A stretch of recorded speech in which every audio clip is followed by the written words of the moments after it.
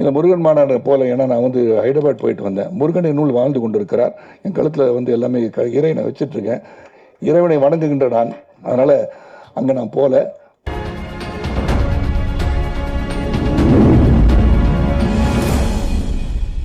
சொல்லி வரவேற்கிறேன்.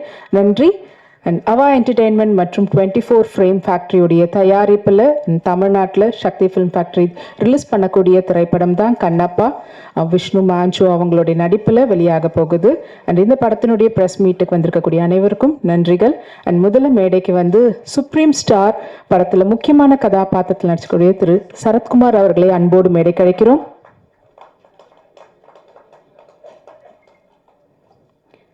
அடுத்தபடியாக முக்கியமான கதாபாத்திரத்தில் நடிச்சிருக்கக்கூடிய திரு சம்பத் ராம் அவர்களை மேடைக்கு அழைக்கிறோம். இந்த படத்தை தமிழ்நாட்டில் ரிலீஸ் பண்ணக்கூடிய சக்தி ஃபிலிம் ஃபேக்டரியினுடைய ஃபவுண்டர் திரு சக்தி வேலன் அவர்களை அன்போடு மேடைக்கு அழைக்கிறோம். படத்தினுடைய எடிட்டர் திரு ஆண்டனி அவர்களை அன்போடு மேடைக்கு அழைக்கிறோம்.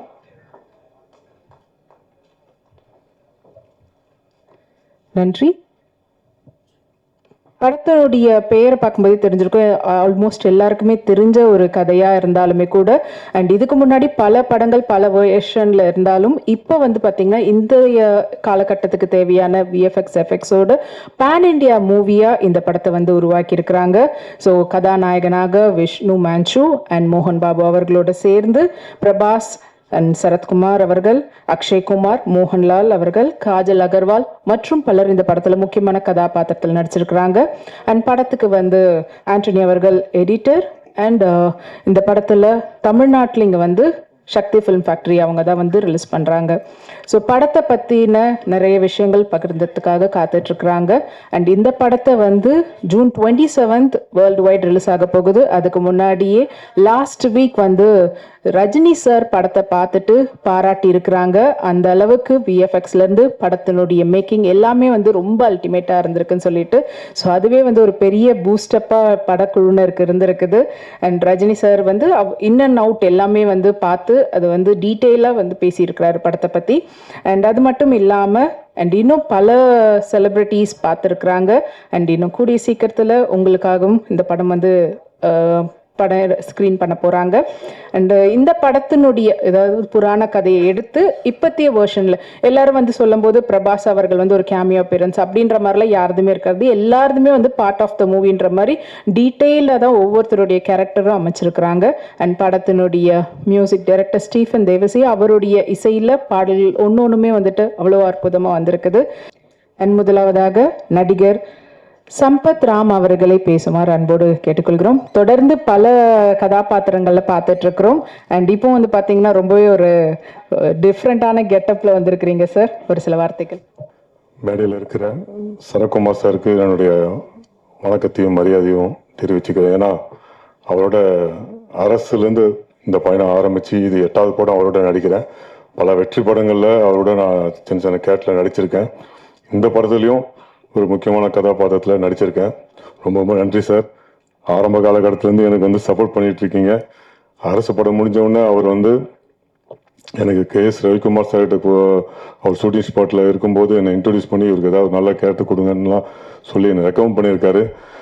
என்னுடைய நன்றியை தெரிவிச்சுக்கிறேன் சார். அதே மாதிரி எடிட்டர் ஆண்டனி சார், சைனர் அப்படிங்கிற ஒரு கன்னட படம் நான் பண்ணும்போது அவர் தான் அந்த படத்தோட எடிட்டரு. அதுதான் என்னோடய ஃபஸ்ட்டு படம் அவருடைய எடிட்டிங்கில் வருது. ரொம்ப ஒரு அற்புதமான ஒரு எடிட்டர், எல்லாருக்கும் தெரியும். இந்த படத்தில் அவருடைய ஒர்க்கு வந்து அந்த அளவுக்கு பேசப்படும். லாஸ்ட்டு சனிக்கிழமை ஹைதராபாத்தில் நடந்த இந்த கண்ணப்பா திரைப்படத்துடைய ப்ரீ லான்ச் ஈவெண்ட் வந்து அவ்வளோ கிராண்டாக நடந்தது. அதாவது அந்த ஈவெண்ட்டே வந்து ரொம்ப சக்ஸஸ்ஃபுல்லான ஒரு திரைப்படத்தை முன்ன பார்த்த மாதிரி ஒரு சந்தோஷம் கிடைச்சிது. அதில் படம் பார்த்த பிரம்மானந்தம் சார், அப்புறம் ரைட்டர் ரவி சார், அப்புறம் எடிட்டரு நம்ம ஆண்டனி சார், இவங்க எல்லாருமே சொன்னது என்னன்னா, after the entry of Prabhas sir இந்த படம் வந்து வேற லெவலில் இருக்கும் அப்படின்னு தான் எல்லாருமே பார்த்தவங்க எல்லாருமே சொன்னாங்க. ஏன்னா அந்த அளவுக்கு வந்து இந்த படம் டைம் போகிறதே தெரியாத அளவுக்கு மிக பிரம்மாண்டமாக ஃபர்ஸ்ட் கிளாஸாக வந்திருக்குன்னு படம் பார்த்தாங்க எல்லாருமே. அதாவது நம்ம சும்மா சொல்கிறதுக்கும் அடி மனசுலேருந்து சொல்கிறதுக்கும் நிச்சயமாக நம்ம பார்க்கும்போதே தெரியும். ஸோ அந்த அளவுக்கு படம் பார்த்த ஒரு 3-4 பேர் தான் பேசினாங்க அதை பற்றி. அடி மனசுலேருந்து அவ்வளோ சந்தோஷமாகவும் அவ்வளோ நம்பிக்கையாகவும் இந்த படத்தை பற்றி சொல்லியிருக்காங்க. நிச்சயமாக இந்த படம் வந்து 100% ஒரு வெற்றி படமாக எல்லாருக்கும் பிடிச்ச ஒரு படமாக இருக்கும் நான் ஆணித்தரமாக சொல்கிறேன். அதே மாதிரி இந்த படத்தோட மியூசிக் டைரக்டர் ஸ்டீஃபன் தேவஸ் சி, உண்மையிலே அவர் ஒரு ஹீரோ ஆஃப் த ஃபிலிம்னு சொல்லணும். ஏன்னா அன்னைக்கு விழாலேயே வந்து கலக்குனாரு முந்தானத்து ஹைதராபாத்தில். அந்த அளவுக்கு அவரோட சாங் வந்து எல்லாருமே ஈர்த்தது. சரஸா கூட அந்த சாங்கை ஒன் மோர் போடுங்க அப்படின்னு அவருக்காக ஒன் மோர் கூட பாடி காமிச்சாங்க. ஸோ அந்த அளவுக்கு வந்து சாங்ஸும் ரொம்ப சூப்பராக வந்திருக்கு. அதே மாதிரி இதோட ஆர்ஆர் வந்து எக்ஸ்ட்ராடரியாக வந்திருக்கும் அப்படின்னு படம் பார்த்தவங்க எல்லாருமே சொல்கிறாங்க. நிச்சயமாக இந்த படம் எல்லாருக்குமே பிடிச்ச ஒரு படமாக இருக்கும். இந்த மொத்த குரூவுமே இன்னைக்கு வந்து இங்கே ஒரு பெரிய ஈவெண்ட்டாக நடத்தலான்னு தான் இருந்தாங்க.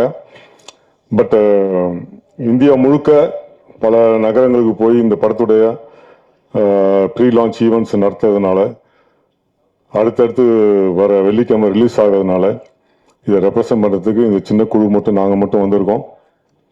இந்த படத்தை நீங்கள் எல்லாரும் மக்கள்கிட்ட கொண்டு போய் சேருங்க. இந்த மாதிரி படங்கள், சரித்திர முக்கியத்துவம் வாய்ந்த படங்கள் வந்து இது மக்கள்கிட்ட போய் சேர்ந்தா தான் இது வந்து ஒரு சக்ஸஸ்ஃபுல்லான ஒரு படமாக அமையும்.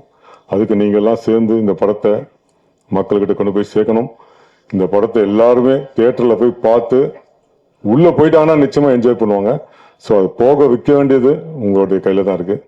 வாய்ப்புக்கு நன்றி.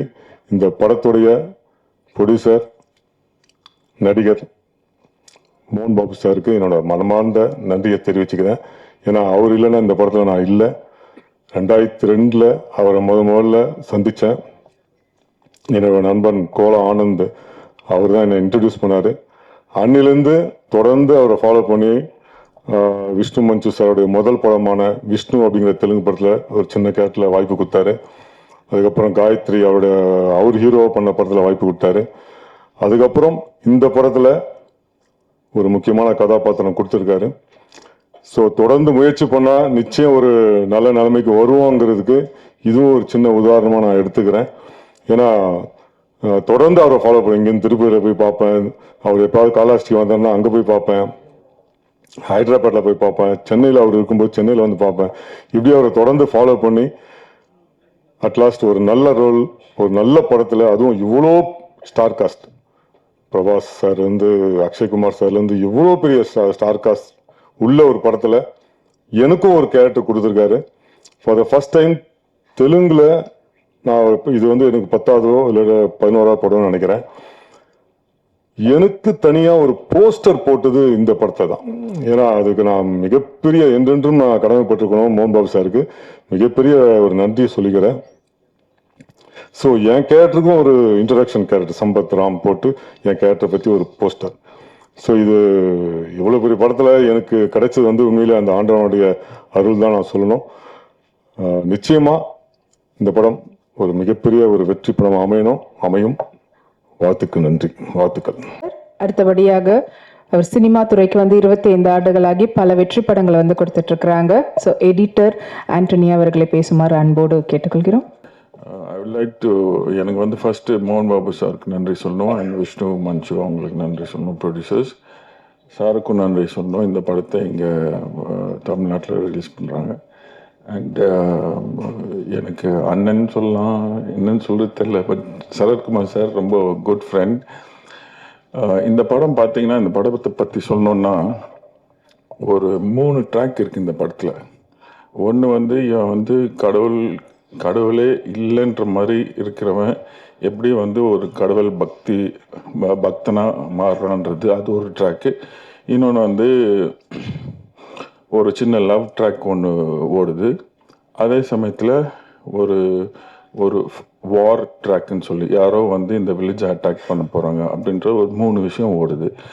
ஸோ அதனால் படம் வந்து மேபி சில பேர் லெங்க்த்தாக இருக்கலாம்னு தோணலாம், பட் ஸ்டில் அதை ஃபீலே ஆகாது. ஏன்னா அந்த அளவுக்கு கிரிப்பிங்காக 3 விஷயம் போயிட்டுருக்கு. இதில் முக்கியமான ரோல் சரத் சார் பண்ணியிருக்காரு. அது வந்து விஷ்ணு அவங்க ஹீரோவோட அப்பா பண்ணியிருக்காரு.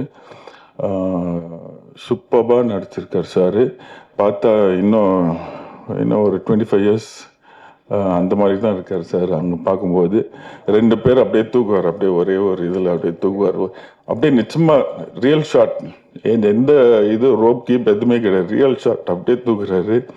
ஸோ பார்த்தோன்னே ஃபோன் வச்சு சார் சூப்பர் ஃபென்டாஸ்டிக் அப்படின்ட்டு அவ்வளோ யூத்ஃபுல்லாக பண்ணியிருக்காரு. அண்டு இந்த ஆஸ் ஐ டோல்டு, ஏற்கனவே சொல்லியிருக்கேன் இதுக்கு முன்னாடி, இந்த படம் வந்து பிகினிங்லேருந்து ரொம்ப நல்லா இருக்கு. படம் ரொம்ப ரொம்ப நல்லா இருக்கு. எல்லாரும் பயங்கரமாக பர்ஃபார்ம் பண்ணியிருக்காங்க.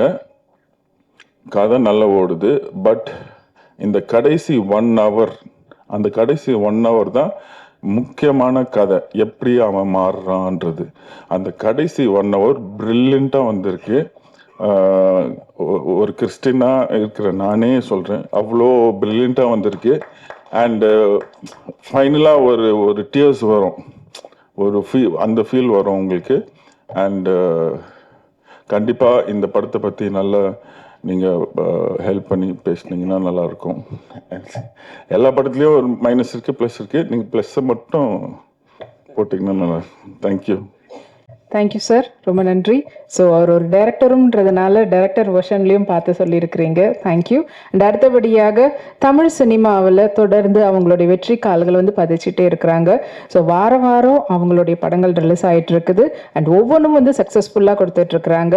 ஸோ இட்ஸ் சக்தி ஃபிலிம் ஃபேக்டரியினுடைய நிறுவனர் திரு சக்திவேலன் அவர்களை பேசுமாறு கேட்டுக்கொள்கிறோம். கண்ணப்பா, முதல்ல சரத் சார்ட்டேருந்து தான் அது ஆரம்பிக்கணும். திடீர்னு ஒரு நாள் ஃபோன் பண்ணாங்க, கண்ணப்பா படம் தமிழ்நாடு ரிலீஸ் பண்ணுறீங்களா? சார் என்ன சார் கேட்குறீங்க, ஒரு பேன் இண்டியா ஃபில்மு சார், அது ஆப்பர்ச்சுனிட்டி சார். இது நீங்கள் சொல்கிறது வந்து ஆப்ஷன் கிடையாது, ஆப்பர்ச்சுனிட்டி அப்படிங்கிற லெவலில் நான் சார்ட்டு சொன்னேன். இல்லை ஆக்சுவலாக வந்து தமிழ்நாடு ரிலீஸ் பற்றி நான் பேசிக்கிட்டு இருக்கும் பொழுது நான் உங்கள் பேரை சொல்லலாம் அப்படின்னு யோசித்தேன். நான் உங்கள்கிட்ட சொல்லாமல் சொல்லக்கூடாதுன்னு சொல்லிட்டு ஜஸ்ட்டு கால் பண்ணேன். கண்ணப்பா படம் தமிழ்நாடு நல்லபடியாக ரிலீஸ் பண்ணி கொடுத்துருங்க. ஏற்கனவே வந்து சார் வந்து என்னோட ஒர்க்கை வந்து போர்த்தொழில், பரம்பொருள் இதில் எல்லாமே பார்த்துருக்காங்க. அந்த நம்பிக்கைன்னு நினைக்கிறேன். Thank you Sarathkumar sir. இது சொல்லி முடிச்சுட்டு திருப்பி இம்மிடியட்டாக கால் பண்ணாங்க. நான் அங்கே சொல்லிட்டேன், தமிழ்நாடு நீங்கள் பண்ணுற மாதிரி இருக்கும், மற்ற விஷயங்கள் நீங்கள் நேரடியாக பேசிக்கோங்க அப்படின்னு. யூஸ்வலாக வந்து ஒரு நெகோசியேஷன் இருக்கும், எல்லாருக்கும் தெரிஞ்சது தானே. இது என்ன மாதிரி பண்ண போகிறோங்கிறத பற்றின ஒரு நெகோசியேஷன் இருக்கும். நான் அதை எதிர்பார்த்து சரி யார்கிட்ட கால் வரப்போகுது அப்படின்ட்டு இருந்தேன். அப்போது ஒரு கால் வந்துச்சு. கால் வந்தப்ப சரி லீகல் டீம்லேருந்து பேசுவாங்க அல்லது நெகோசியேஷனுக்காக உள்ள பர்சன் பேசுவாங்க, பிஸ்னஸ் பீப்புள் பேசுவாங்க அப்படின்ட்டு எடுத்தா விஷ்ணு மஞ்சு சார் பேசினார். எனக்கு ஷாக்கிங்காக இருந்துச்சு. ஒரு மிகப்பெரிய பேன் இண்டியா ஃபில்மோட ஹீரோ நேரடியாக ஃபோன் அடிச்சுட்டு தமிழ்நாடு நீங்கள் ரிலீஸ் பண்ணுறீங்க அப்படின்னு சொல்லிட்டு 2 வார்த்தை மட்டும்தான் சொன்னார். எங்கள் குழந்தைய உங்கள்கிட்ட ஒப்படைக்கிற மாதிரி ஒப்படைக்கிறோம், நல்லபடியாக ரிலீஸ் பண்ணுங்க அப்படின்னாங்க. எனக்கு எதுவுமே சொல்ல தோணலை. ஒரு சின்ன நெகோசியேஷன் இல்லை. அந்த படத்தை பற்றி இவ்வளோ பட்ஜெட்டில் பண்ணியிருக்கோம், இதை பண்ணியிருக்கோம், அதை பண்ணியிருக்கோம், எந்த பில்டப்பும் கிடையாது. அல்லது அட்லீஸ்ட் நான் வந்து இப்படியெல்லாம் சிரமப்பட்டு பண்ணோம், அதெல்லாம் எதுவுமே கிடையாது. ஒரே வார்த்தையில் அதை முடித்தார். எங்கள் குழந்தைய உங்கள்கிட்ட ஒப்படைக்கிறோம், நல்லபடியாக ரிலீஸ் பண்ணுங்க அப்படின்னு. எனக்கு ஒரு மாதிரி சிலிர்ப்பாக இருந்துச்சு. இவ்வளோ பெரிய படம் பண்ண ஒரு ஹீரோ ஜென்ரலாக ஒரு படத்தை பற்றி அந்த படத்தோட ஹீரோ நேரடியாக ஃபோன் பண்ணி பேசுகிறதுங்கிறது வந்து ரொம்ப ரொம்ப கம்மியாக இருக்கும். அந்த சினிமா மேலே உள்ள பேஷன் அல்லது லவ் அவரை வந்து அது மாதிரி சொல்ல வச்சிருக்கு அப்படின்னு. அது முடிச்சுட்டு ட்ரெய்லர் பார்க்குறேன். அதுக்கு பிறகு அந்த ட்ரெய்லர் வருது. ட்ரெய்லர் பார்க்குறேன்.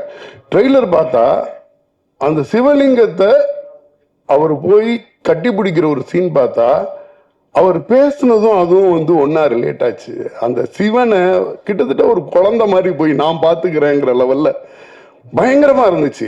ஆக்சுவலா வந்து என்னன்னா அந்த அந்த அந்த சினிமாவை அவர் எந்த அளவு காதலிச்சாரோ அந்த படத்தை எந்த அளவு காதலிச்சிருக்காருங்கிறது வந்து அவரோட வார்த்தைக்கும் அந்த ஃப்ரேம்ல உள்ள அந்த ஃப்ரேமுக்கும் என்னால் ஈஸியாக கனெக்ட் பண்ண முடிஞ்சிச்சு. மிகப்பெரிய ஸ்டார் காஸ்ட் எல்லாம் சேர்ந்து ஒரு பெரிய பொருட்செலவில் பண்ணப்பட்ட படம். அதை விட நமக்கு இன்னொரு சந்தோஷமான விஷயம், நம்ம ஒவ்வொருத்தருமே இங்கே உள்ளவங்கள எனக்கு தெரிஞ்சு ஒரு 99% கண்டிப்பாக கண்ணப்பா கதையை வந்து ரொம்ப நுட்பமாக சின்ன வயசுலேருந்தே கேட்டு பழகியிருப்போம். நமக்கு வந்து இப்போ இன்னைக்கு பொன்னியின் செல்வமாக இருக்கட்டும், அந்த காலத்தில் வந்த சம்பூர்ண ராமாயணமாகட்டும் இருக்கட்டும், அல்லது மகாபாரதத்தை தழுவி எடுக்கப்பட்ட திரைப்படங்களாக இருக்கட்டும், காலங்காலமாக நம்ம கேட்டுக்கிட்டு இருக்க கதையை பெரிய ஸ்க்ரீனில் நமக்கு பிடிச்ச ஆர்டிஸ்டோட பார்க்கும் பொழுது அந்த ஆடியன்ஸுக்கான கனெக்டுங்கிறது வேற ஒன்றா இருக்குது. பொன்னியின் செல்வன் எடுக்க ஆரம்பிக்கும் போதே எல்லாருக்கும் தெரியும் வெற்றி படம் அப்படின்னு. ஆனால் அது அவ்வளோ பெரிய வெற்றி படங்கிறது வந்து எல்லாரும் நினைச்சதை விட 2 மடங்கு அதிகமாக பண்ணுச்சு.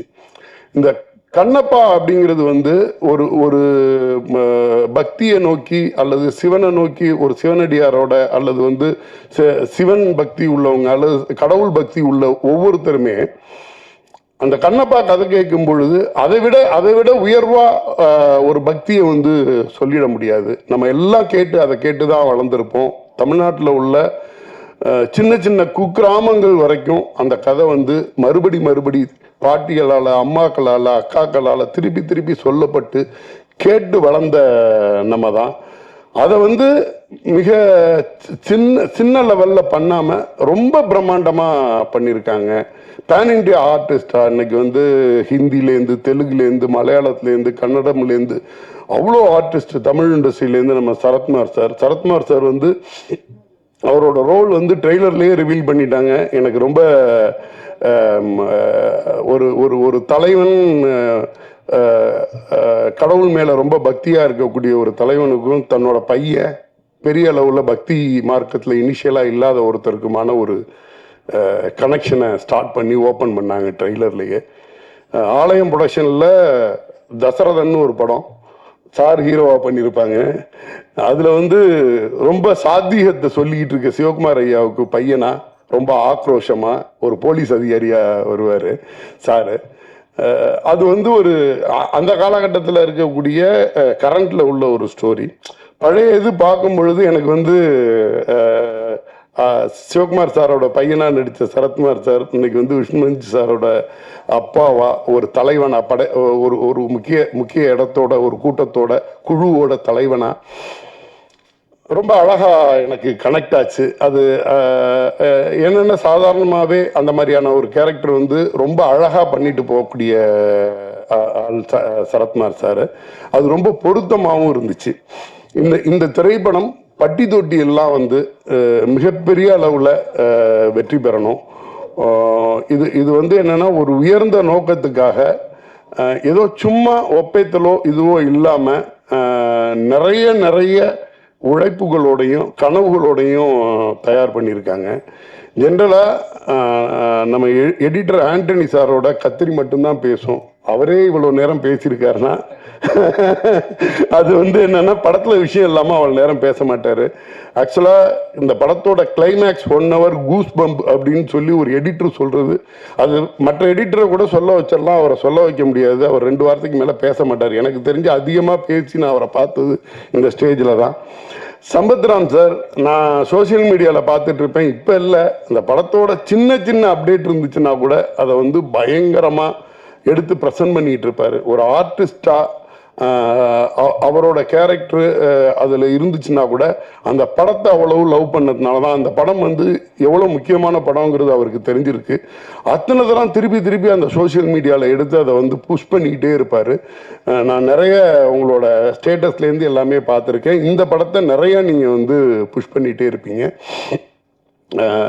ஒரு நல்ல படம் மிகப்பெரிய உழைப்பை போட்டு பண்ணக்கூடிய எல்லா திரைப்படத்துக்கும் பத்திரிகையாளர்களுடைய சப்போர்ட் வந்து ரொம்ப நல்லாவே இருக்கும். நீங்களும் இந்த படத்தை எந்த அளவுக்கு மக்கள்கிட்ட கொண்டு போய் சேர்க்க முடியுமோ, ஒரு நல்ல எண்ணங்களை மக்கள் மத்தியில் விதைக்கிறதுக்கான ஒரு மிகப்பெரிய கருவியாக நீங்கள் இருந்து இந்த திரைப்படத்தை தமிழகத்தில் வெற்றி பெற செய்கிற அளவுக்கு மக்கள்கிட்ட கொண்டு போய் சேர்க்குமாறு பணிமுன்போடு கேட்டுக்கொள்கிறேன். இந்த படத்துக்கு PR விஸ்வா பிரதர் அவங்களுக்கும் எனது வாழ்த்துக்களை தெரிவித்துக் கொள்கிறேன். நன்றி. நன்றி சார். ஸோ அவர் எந்த அளவுக்கு அவர் புஷ் பண்ணுறாரு சொன்னீங்க, அதே போல் நீங்களும் வந்து தமிழ்நாடு ஃபுல்லாக நல்லாவே ப்ரொமோட் பண்ணிட்டு இருக்கிறீங்க ஒவ்வொருத்தர்கிட்டையும் படத்தை கொண்டு போய் ரீச் பண்ணுறதுக்கு. So thank you so much sir. And அடுத்தபடியாக எஸ், தமிழ் சினிமாவின் சுப்ரீம் ஸ்டார். தமிழ் சினிமான்னு நம்ம மட்டும் கொண்டாடுற மாதிரி இல்லாமல் பேன் இண்டியாவாக அவர் வந்து எல்லா லாங்குவேஜ்லேயும் போய் அந்தந்த இடத்துல அந்தந்த ஸ்க்ரீனில் அவருடைய பதிப்பு பண்ணி சுப்ரீம் ஸ்டார்லாம் தாண்டி எஸ் இவர் வந்து ஒரு இந்தியன் ஆக்டர் அப்படின்ற அளவில் தான் இருக்கிறாங்க. ஸோ தொடர்ந்து இன்னும் பல வெற்றி படங்களை கொடுத்துட்ருக்காங்க. இது வரைக்கும் எந்தெந்த கேரக்டர்லாம், அதாவது வில்லனாக பண்ணாலும் தத்ரூபான வில்லனாக இருப்பாங்க, ஹீரோவை பண்ணாலும் சரி, இப்போ அப்பா கேரக்டரில் பண்ணாலும் சரி, இல்லை அதுலேயே வந்து ஒரு சப்போர்ட்டிங் ரோல், எல்லாத்துலேயுமே வந்து வேரியேஷன் தொடர்ந்து கொடுத்துக்கிட்டே இருக்கிறாரு. அண்ட் அதை விட இப்போ இருக்கக்கூடிய ஜென்ரேஷனுக்கு இப்போ வரைக்கும் ஒரு பெரிய இன்ஸ்பிரேஷனாக இருந்துட்டு இருக்கிறீங்க sir, especially on fitness. So தொடர்ந்து எல்லாருக்கும் ஹெல்த் கான்ஷியஸாகவும் எந்த அளவுக்கு இருக்கணுன்றதுக்கும் ஒரு கிரேட் எக்ஸாம்பிளாக நம்ம கண் முன்னாடி இருக்கக்கூடியவர் தான். அண்ட் படத்தில் முக்கியமான கதாபாத்திரத்தில் இருக்கக்கூடிய மாடர்ன் வேர்ல்டின் மார்கண்டேயன் அப்படின்னு சொல்லலாம். ஸோ சுப்ரீம் ஸ்டார் சரத்குமார் அவர்களை அன்போடு பேசுமாறு கேட்டுக்கொள்கிறோம். காலதாமதத்துக்கு வருந்துகிறேன். ஏன்னா 1:30 மணிக்கு வரேன், 1 மணிக்கு வரேன்னு, இல்லை நீங்கள் 2 மணிக்கு வந்தால் போதுன்னு சொன்னாங்க. அதனால் நான் 2 மணிக்கு வரலான்னு சொல்லி கிளம்புனது கொஞ்சம் டிராஃபிக், உண்மையான டிராஃபிக் ஜாமில் நான் மாட்டிக்கிட்டேன். மணி மாதிரி இல்லை, ஏன்னா மணி வந்து மெதுவாக வர்றாரு, வந்து முன்னாடி வர உட்காந்துட்டார். நான் தான் முதல்ல வந்தேன்ன மாதிரி. ஸோ வருகை தந்திருக்கின்ற அனைவருக்கும் என்னுடைய நன்றி கலந்த வணக்கத்தை தெரிவித்துக் கொள்கின்றேன். கண்ணப்பாவோட ப்ரீ ரிலீஸ் ஈவெண்ட் வந்து தமிழ்நாட்டில் மிகப்பெரிய லெவலில் பண்ணணும்னு எம்ஜிஆர் யூனிவர்சிட்டியில் வந்து பிளான் பண்ணிட்டு இருந்தாங்க.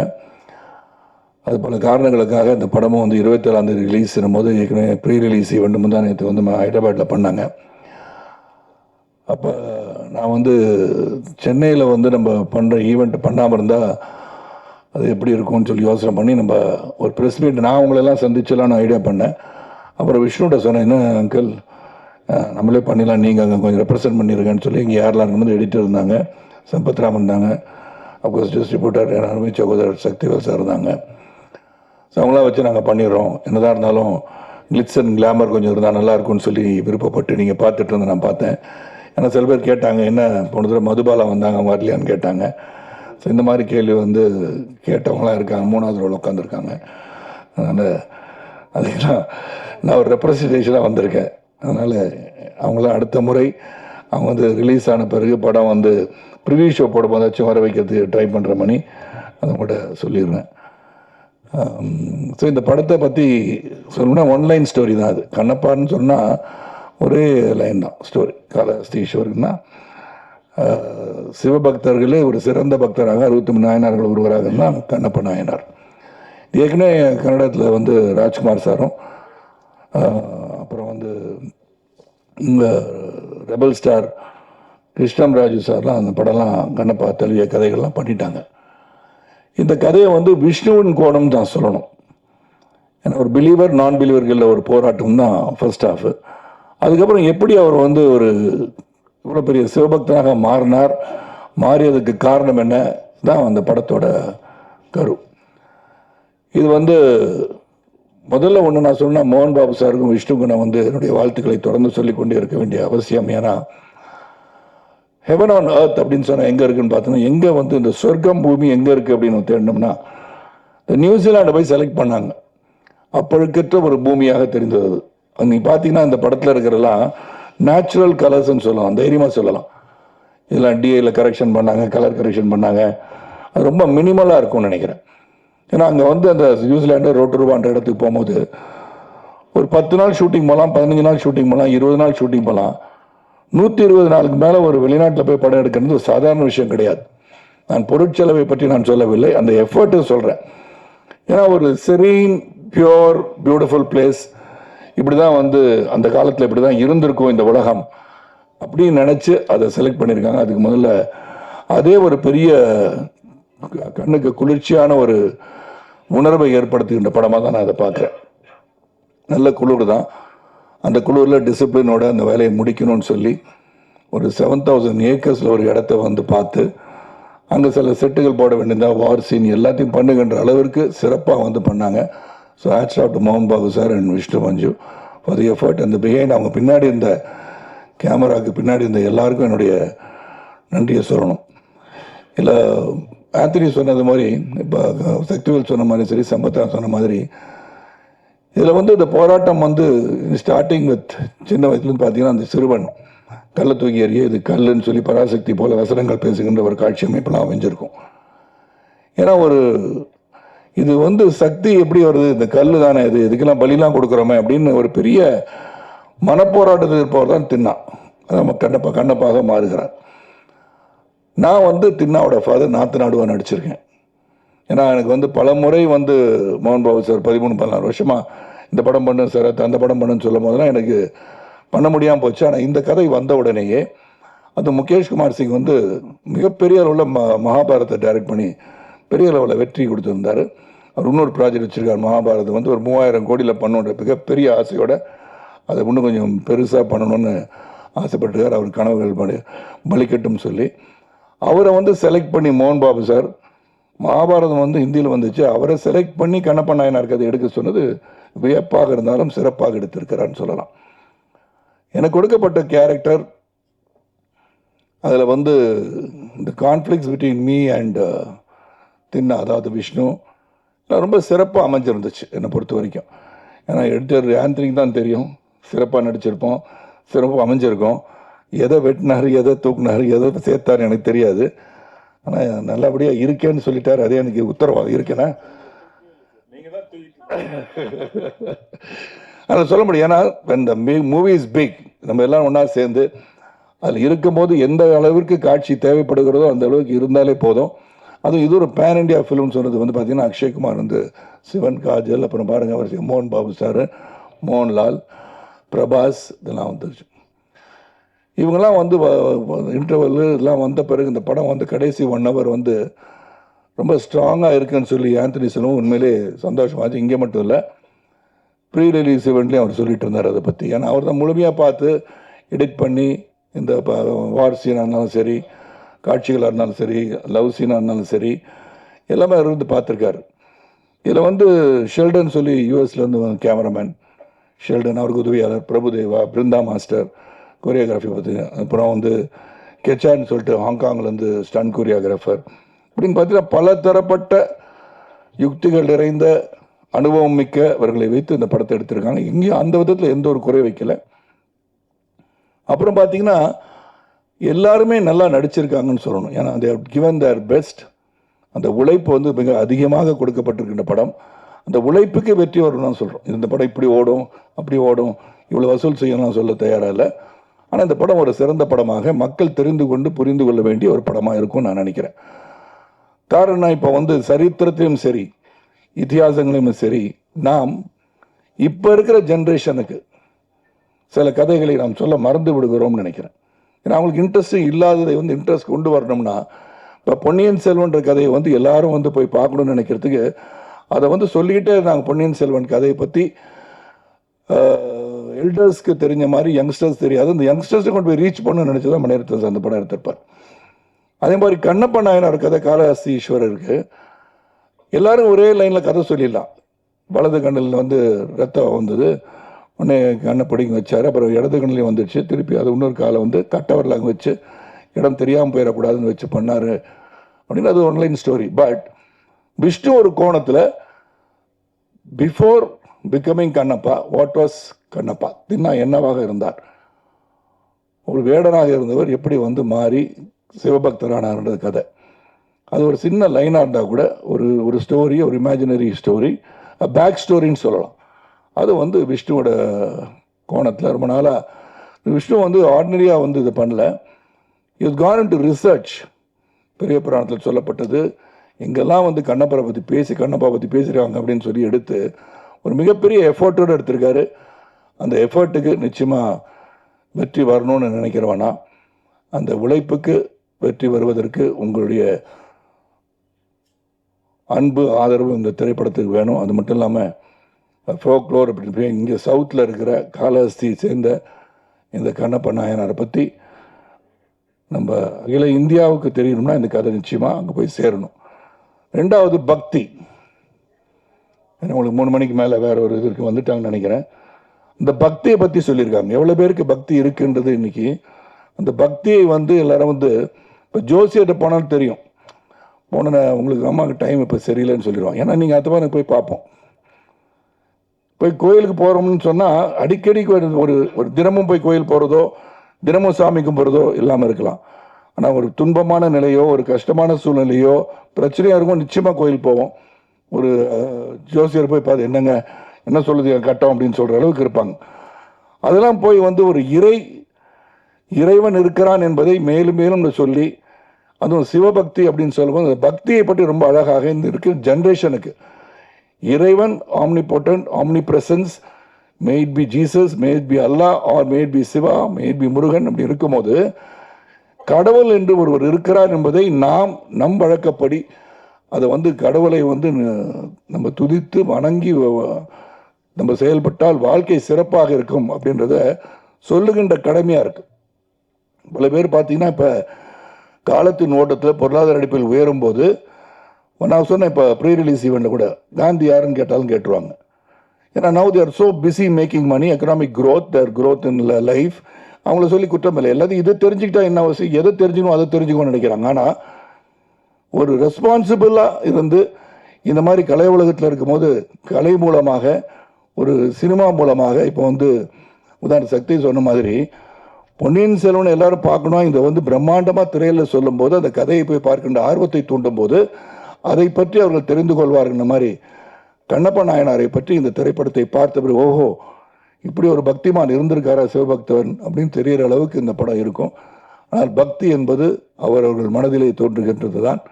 அந்த பக்தி பரவசமோடு இருக்க வேண்டும் என்று சொல்கின்ற ஒரு படமாக இது அமையும் சொல்லி இந்த படத்தை உங்களுடைய ஆதரவோடு, மக்கள் ஆதரவோடு இந்த படம் வெற்றியடைய வேண்டும் என்று இறைவனை வேண்டிக் கொள்கின்றேன். அதே சமயத்தில் ஆடியன்ஸ் எந்த படத்தை பார்த்தாலும் உங்களுடைய வியூ உங்கள் மனசில் வச்சுக்கோங்க. நீங்கள் தியேட்டர் உள்ளே உட்காந்துக்கிட்டு மொபைலில் மச்சான் உள்ளே வந்துடாதரா படம் நல்லா இல்லைன்னு சொல்லிடாதீங்க. ஏன்னா அந்த மாதிரி சொல்கிறனால என்ன ஆகிடுதுன்னா உங்கள் வியூ மே பி டிஃப்ரெண்ட். இங்கே இருக்க சில ஆடியன்ஸ் பிரபாஸ் இருக்கான்னு படம் பார்க்க வந்திருக்கலாம், சில பேர் மோகன் பாபு இருக்கான்னு படம் பார்க்க வந்திருக்கலாம்.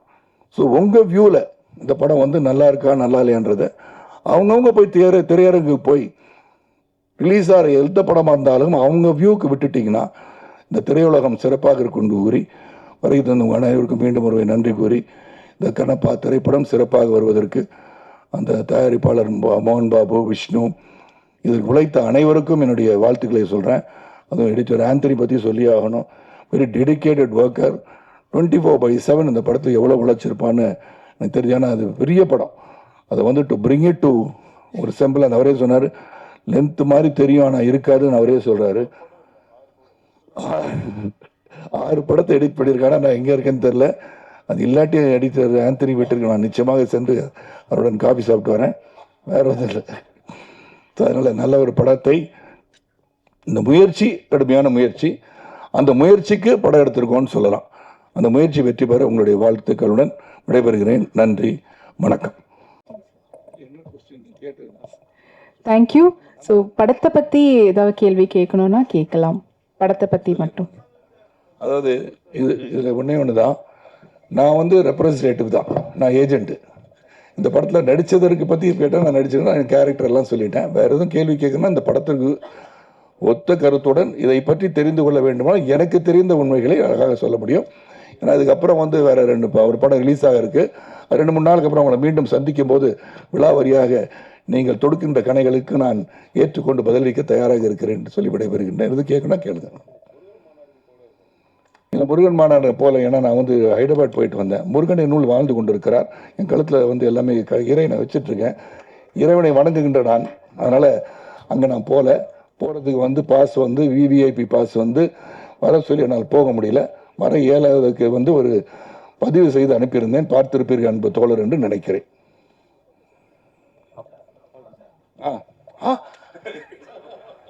அவங்கள தான் தேடிட்டு இருந்தேன் நான். சொல்லுங்க பாஸ். பண்ணுங்க பண்ணாதீங்க அப்படின்னு அப்படி சொல்லலைண்ணா, ரிவ்யூ பண்ணாதீன்னு உங்களை சொல்ல முடியுமா பாஸ்? நீங்க நான் சொல்றது படம் பார்க்க போறவங்கள சொல்றேன். படம் பார்க்க போறேன். நீங்க ரிவ்யூ பண்றது வந்து கடமை. நீங்க வந்து you're there as a film critic, you can't say the truth and truth என்னது நீங்க சொல்லலாம். படம் பார்க்க போறவங்க கூடமா போயிட்டு உள்ள இந்த வழியை உங்களான்னு சொல்லிட்டு நீங்களா சொல்ல போறீங்க? நீங்க அப்படி சொல்ல போறது இல்லையா? நீங்க உங்க கருத்துக்களை பதிவுகின்ற சேனல் வச்சிருப்பீங்க, இல்லாட்டி ஒரு யூடியூப் சேனல் வச்சிருப்பீங்க, அது வேற.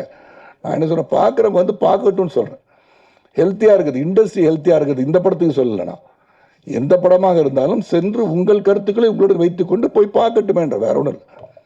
பார்க்க முடியாது, அதெல்லாம் ஒன்றும் பண்ண மாட்டாங்கன்னா நான் கேனாட் ஃபோர்ஸ் எனிபடி. கருத்தை ஒன்று பதிவு பண்ணுறேன் சார். ரொம்ப நன்றி, ரொம்ப ரொம்ப நன்றி. Thank you thank you thank you sir. வந்த நண்பர்கள் அனைவருக்கும் நன்றி. அவா என்டர்டைன்மெண்ட் 24 ஃப்ரேம் ஃபேக்டரி கண்ணப்பா திரைப்படம் ஜூன் 27 ரிலீஸ் ஆகுது. தமிழ்நாட்டில் சக்தி ஃபிலிம் ஃபேக்டரி ரிலீஸ் பண்ணுறாங்க. வந்த மீடியா நண்பர்கள் அனைவருக்கும் நன்றி.